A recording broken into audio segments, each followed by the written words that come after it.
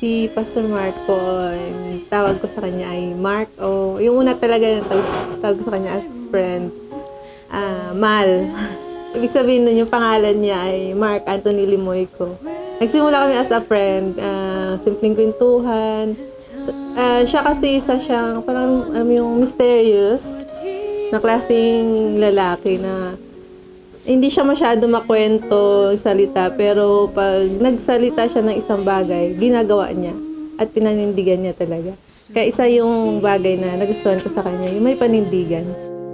Trusting in God's plan as He shapes and He molds me with His Love, kung baga sa gayon, hindi natin inakala na abot tayo sa ganitong bagay. Akala natin as a friend, pero ngayon, naging magkalapit tayo, magkasama sa gawain ng Panginoon. Marami na tayong, kumbaga, pinagdaanan din. Pero alam kong makakaya natin to. So, sabi ko, yung uyak. team together, serving as one.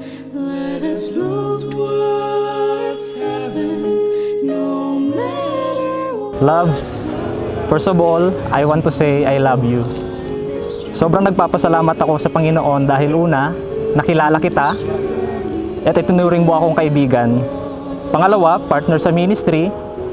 Pangatlo, naging magkasintahan at ngayon ay magiging magkasama na tayo panghabang buhay.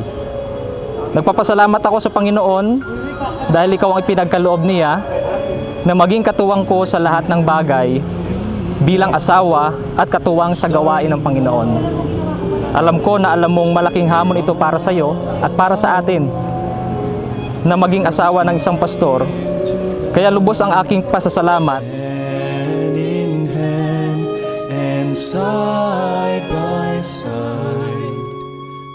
Kaya naman, nangangako ako sa iyo sa harap ng Panginoon na ikaw ay aking iintindihin, uunawain, rerespetuhin, palaging mamahalin at isasabay ka sa paglago at paggawa sa ating Panginoon. Love, thank you for almost 3 years na palagi kang andyan upang ako'y unawain at palaging paalalahanan. Salamat dahil ikaw ang ginamit at ginagamit ng Panginoon upang maging encouragement sa pagpapatuloy sa kanyang gawain. Salamat dahil sa tuwing andyan ka, mas lumalakas ang loob ko at kampante ako dahil andyan ka lagi sa likod ko para umalalay. Marami pa tayong pagdadaanan at matututunan sa pagsasama natin, pero alam natin na mas malaki ang Diyos na kasama natin. Love, God knows that I am so grateful to have you as my wife. I love you, love.